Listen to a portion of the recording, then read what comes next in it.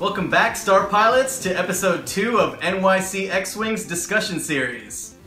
Today we will be discussing the IG-2000 Aggressor and their domo arigato group of robotos. My name is Prince Jazor. I'm Neuvost. And with us today is Mike Kaufman, who has been the most active in flying the IGs so far in our meta. How you doing, Mike? I'm doing okay. Thanks for being here, man. Appreciate it. You're welcome. Let's walk through the pilots and get a bit more familiar with them, as we'll just be referring to them by their letters moving forward here. Starting with IG-88A, master planner of the droid revolution with ambitions to exterminate all the biologicals.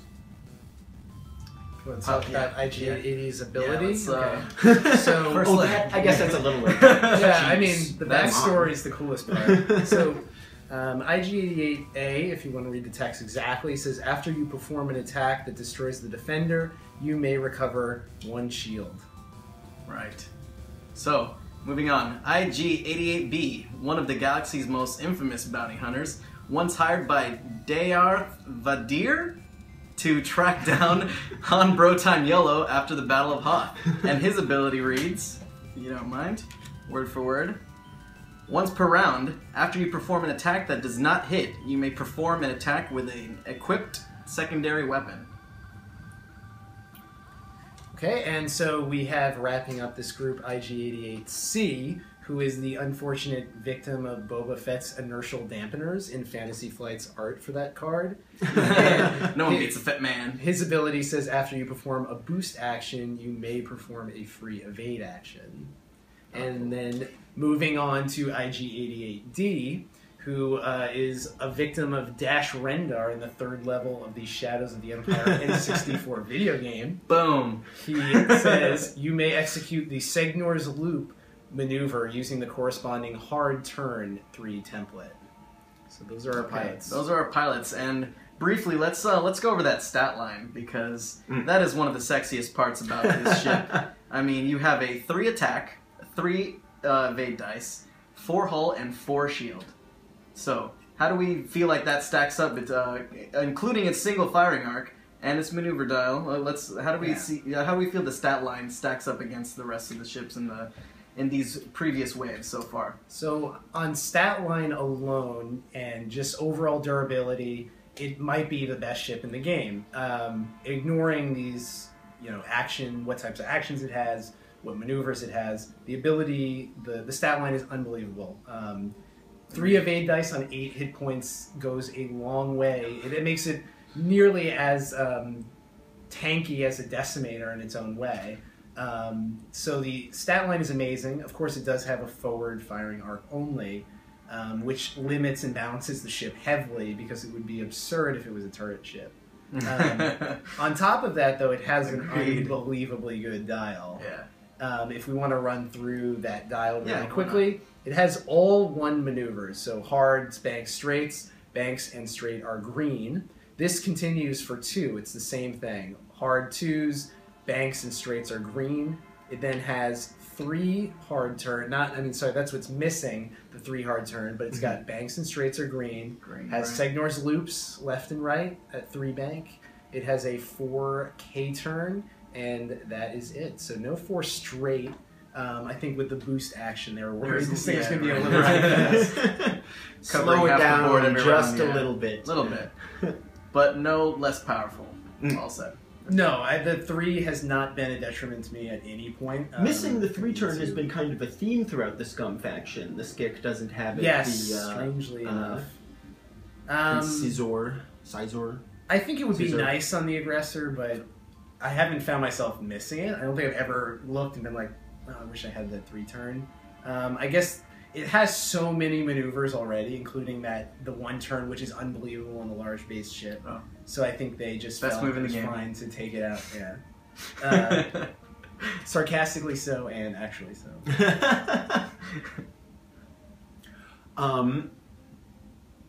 Mike, generally speaking, what do you think about these ships, and what drew them to you initially? Well, I grew up a huge fan of bounty hunters. Boba Fett was my favorite character, and then right behind that has to be IG-88. So anyone who was standing on the bridge of Darth Vader's Star Destroyer is one of my favorite characters, and I've read all the backstory you possibly could on them. And so when this ship came out, I'd already had a lot of fun flying the Fire Spray, but I've loved dodgy, strange maneuvering ships, and just this big ship with these loops and all these weird possibilities, advanced sensors and things like that. I was like, this is the perfect ship. It's big and it won't die in one shot, so I can't make the mistake like I would when I flew Echo, where I make one mistake and I lose the game. So they're forgiving and unforgiving at the same time, and so I just think it's a really cool looking ship, and it's really fun to use in the game. So very cool. What do you think the strengths and the weaknesses are of the ship? Now, yeah, it's important to differentiate between the strengths and weaknesses of just flying it alone in a separate squad list, and then the strengths and weaknesses flying them as together as a two-ship build. Now, you've mostly been flying them in the two-ship. I've only exclusively flown. Okay. So let's talk about that first. Let's just talk about two-ship builds, and what do you think, from your experience, their strengths and weaknesses are. Okay, so we're well balanced at Pilot Skill 6, especially with IG-88ABCD&E's ability to change the bank into a hard loop, especially that he can do it after revealing dial. That would be a pretty big deal if you could get these things up to Pilot Skill 9 or 10. Yeah. So I think they're really well balanced in that. So that means their biggest weakness, I think, immediately are the high Pilot Skill Arc Dodgers. Right now, there's only 2 of them, really, and that's Whisper and Soontir. Those we're about to lose Whisper and gain Darth Vader. Exactly what I was going to say. Whisper's not going to be quite the Arc Dodger anymore, but Vader will definitely take that place. So I think Soontir right now may be the biggest threat to these things. Swarms are not fun for any large ship. They can lock them up pretty tightly and do some damage, hard for 2 dice to get through 3 green dice sometimes. And I have gotten them caught in the middle of TIE swarms before, because it will happen, and they can come away completely unscathed from multiple range 1 attacks, even actionless. So three evade dice will do that. 2 attack ships are going to have a rough time dealing with this ship in general. Strengths, I mean, it's an unbelievably powerful, hard-hitting ship. I'm obsessed with running it with heavy laser cannon. It's a two ship build, needs maximum offense at all times, in my opinion. And they hit disgustingly hard, especially with the ability to reroll with IG-88B, who can miss a heavy laser cannon shot and then just pick up the dice and throw it again, and that's pretty intensely powerful. They're not the best. People thought they might be a little arc dodgy, and they're just not. They're too big. Even with the loops and the banks and advanced sensors, they will be in somebody's arc most of the time. They can run away really well, but if you want to be in the fight, you're going to have to get shot. So it's really, to me, about putting damage down and getting ships off the board, which they do surprisingly well, and as long as your green dice don't abandon you completely. Yeah, and 8 hull is no small feat to overcome. And 4 of that being shields is nice, because you really don't want them to get critted. All the critting experience I've had with them is terrible, so they don't really shake that off very well. So you've already mentioned your like for IG-88B. Talk a little bit more about how you would build a squad. Okay, so B is the auto-include for me. I think if you're gonna run 1 alone, and if you're gonna run 2, one of them needs to be B. Unless you're foregoing cannons completely, which I think is a poor decision. They need maximum offense. If you're gonna run Mangler, you get that crit in, and then you get to reduce someone's agility at range 3. So not giving them the bonus dice while you get it, and you trigger your auto thrusters, which most builds have, that's a really big deal. So I think the cannon slot is essential, and that makes B just like a no-brainer. It'll keep your offense up when you're blocked, when you're K-turning. I've used C quite a lot, because you can essentially triple action with C if you're pushing the limit to boost evade and focus. That's unbelievable ability. And recently, I fell in love with D and the hard turn loops, which surprisingly amazing. Just the idea. You're surprised by that? Well, oh my goodness. I thought it wouldn't come into play that much, but the idea that you can have the ship and then have it turn and barely move, and just reposition and face a completely different direction, it makes it very hard for people to move out of your arc. Even someone like Soon tier, like you can really reposition, so you can, you know, fortress up those arcs and just point at him. Right. I think A is the only pilot I have not flown and don't really see. A I can't really see outside of Epic, where it's just burning down a dozen TIE fighters. If there's 4 of these things and you have IG-88A, obviously you have all 4 pilots sharing abilities. You will be very hard to kill. There's so many squishy ships in the Epic game that you might have, you know, full health aggressors by the end of the game. Yeah, that's a real possibility. Yeah. It's pretty daunting to see that across the board in an Epic game, which would be interesting to play. You had the chance to do that. Yeah, I'm really excited the prospect of that, definitely. So, you've already said that you have only flown 2 ship builds. Some people on the internet have definitely been flying IG-88s with a mini swarm or with a fire spray, and if you don't take IG-88B and don't take cannons, you could definitely fit in a Skik or a Z95. Do you think there is anything worthwhile about that in a competitive setting? I know that at the last Store Championship in this area, which I came to spectate because I was busy that night, I did see an IG-88 paired with Boba Fett. I mean, I don't know if there's any drastic benefit besides for that, really. Okay, if you really like flying a fire spray, you can fly one of them with a single ability, probably Bs at that point. I mean, they're still very good abilities on their own. I think the obvious kind of synergy that they're begging for and the thematic nature of these 2 robotic ships being identical to each other, having each other's abilities, is just too fun for me. And doubling up on the abilities is something that no ship's ever been able to do. Like, have 2 pilot abilities and both of them be really good.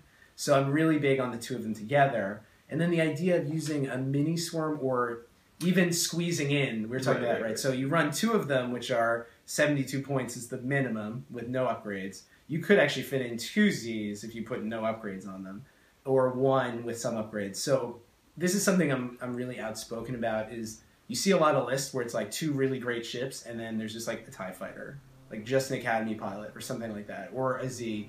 And I'm of the mind that at that point there are upgrades that will make your ship so much better than that single ship that it will far outweigh it. And one of those things is heavy laser cannon. I think a lot of people are scared to bring it on this ship because you just pack yourself right up against the points limit so quickly with 14 points on that gun rather than a ship.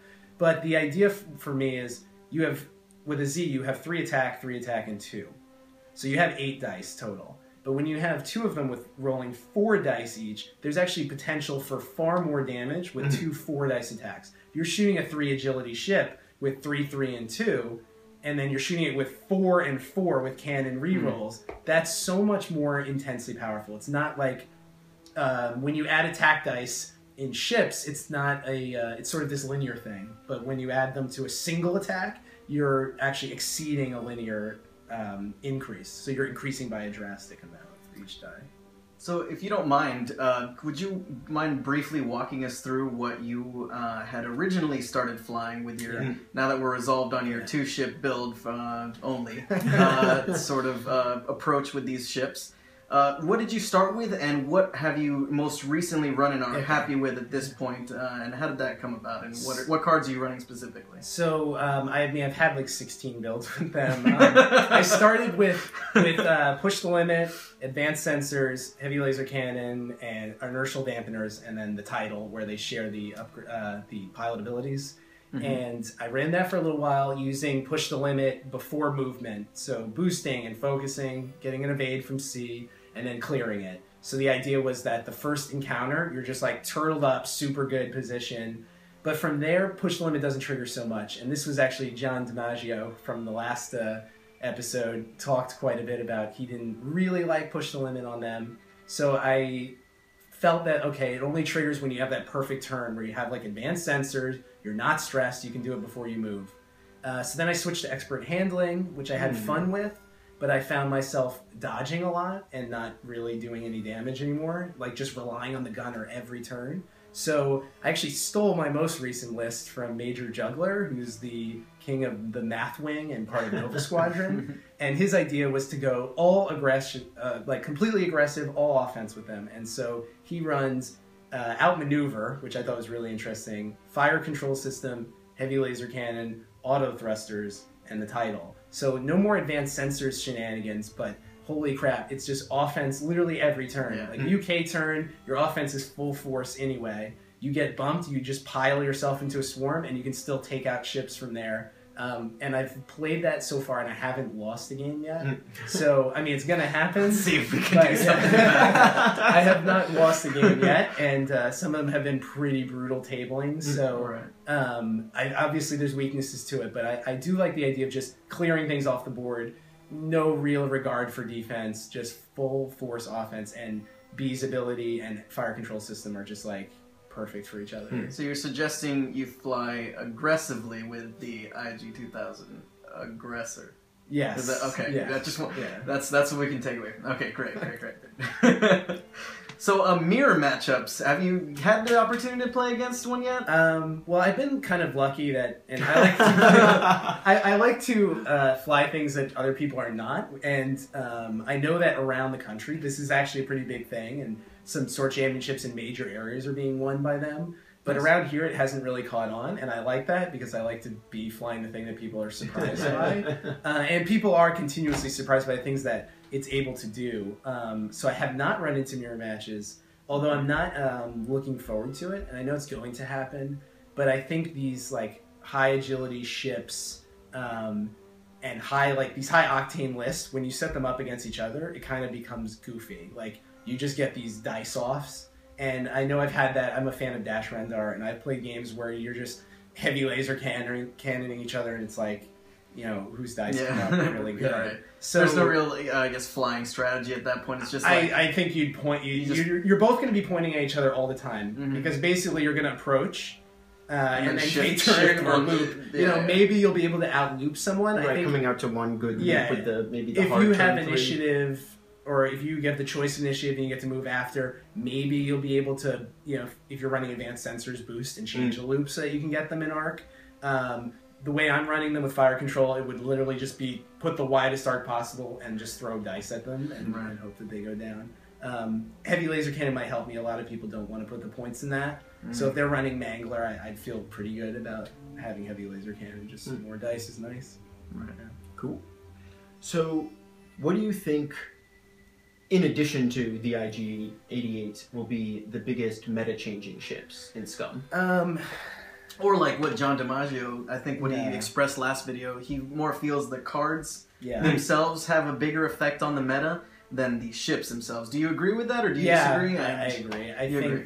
I think we haven't seen mini Star Vipers. Although I know, again, that Shizor with a mini Swarm of Z's has been pretty successful in other areas. But I don't think it's a mind-blowing ship. I don't think the Sick is very good either. I think it's a decent ship. BTL Y-Wings have done pretty well here and there. Again, they don't blow anyone's mind.